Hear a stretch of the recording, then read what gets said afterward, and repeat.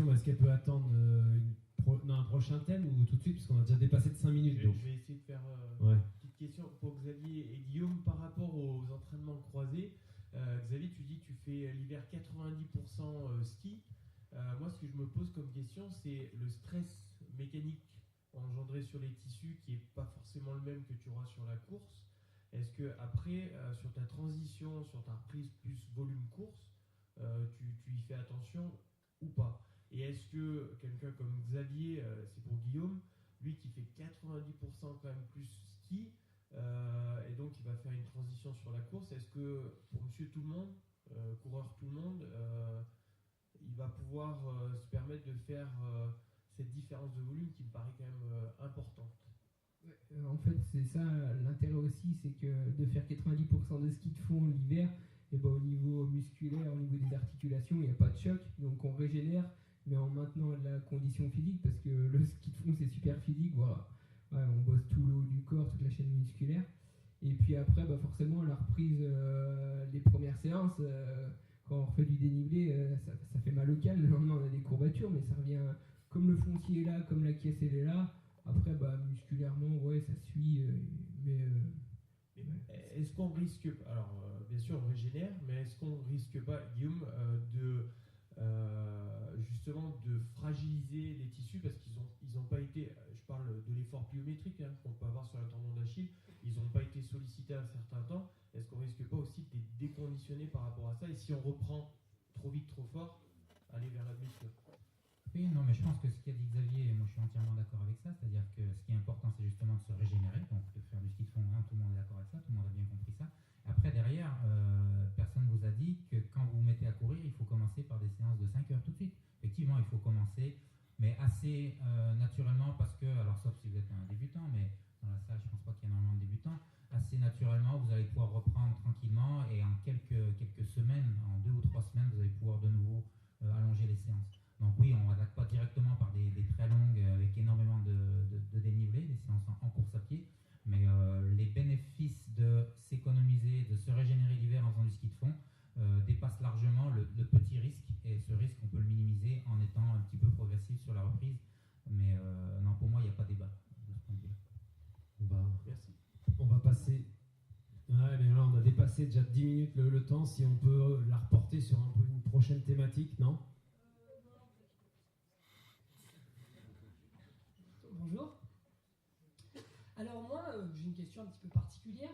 Qu'est-ce que vous pensez de l'approche un petit peu d'Antoine Guillon un petit peu dans le monde de l'ultra trail? Parce que là, on voit sur votre schéma séances de VMA, voilà, des séances qui sont quand même harassantes et qui mettent le mental et le physique du trader à rude épreuve à la fin de chacune de ces sorties. Et finalement, après, je ne sais pas si vous, là-bas, au fond, qui êtes prof de conférencier de physiologie, ou qu'est-ce que vous pensez de cette approche d'Antoine Guillon, si vous la connaissez?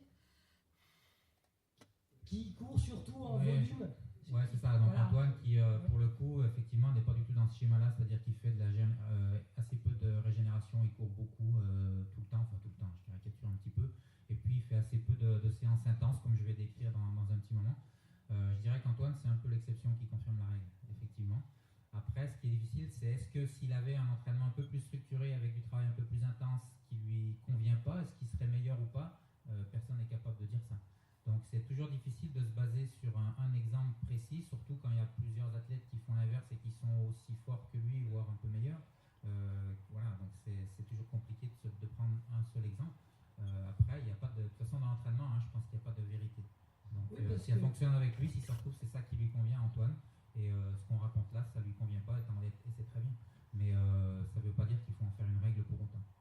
Parce que si on prend aussi le cas de M. Ludovic Pomeray, qui nous a affirmé tout à l'heure, puis on sait un petit peu quand on s'intéresse un petit peu aux athlètes dans le monde de l'ultra-trail, qu'il va jusqu'à finalement 2-3 ans, il ne faisait pas de préparation et d'entraînement. Et puis je connais 2-3 de ses collègues aussi en ski alpinisme qui m'ont raconté qu'ils aimaient bien un petit peu charger en faisant du volume. Et finalement, est-ce que c'est pas un UTMB gagné par sa maturité sportive après 20 ans de carrière, plutôt que par des entraînements de fractionnés? Après, c'est vrai que est-ce que ça marche ou pas, voilà. Je pense que c'est propre à chacun. Et puis, tu parle de la méthode d'Antoine Guyon. Alors Antoine, de toute façon, il va déjà vraiment axé en fait sur le long. Il va pas s'aligner sur des courses en fait courte distance. Donc déjà c'est un petit peu différent quand même. Mais moi je pense, de ce que j'ai appris dans ces entraînements un petit peu plus structurés, et ce que j'ai là où j'ai progressé, c'est sur la vitesse. Et même sur un ultra, je trouve que cette vitesse quand même, elle est intéressante à avoir. À travailler. On a toujours des moments en fait où on va se retrouver dans des moments un peu plus roulants où on va courir et là peut-être que sur ces courses-là Antoine sera peut-être un petit peu moins à l'aise. Mais moi j'ai aussi pas envie de faire toute la saison que des ultras. Et je pense que peut-être que ces entraînements un petit peu axés vraiment sur le volume et puis voilà les sorties longues, déjà il faut avoir pas mal de temps. Et puis c'est si on a envie de vraiment se spécialiser dans l'ultra. C'est tout pour aujourd'hui. Si tu as apprécié l'émission, le meilleur moyen de me le faire savoir est de me laisser un commentaire, soit sur iTunes, soit sur le site www.objectivetrail.com. Merci d'avance. À bientôt pour une nouvelle émission et d'ici là, bon entraînement.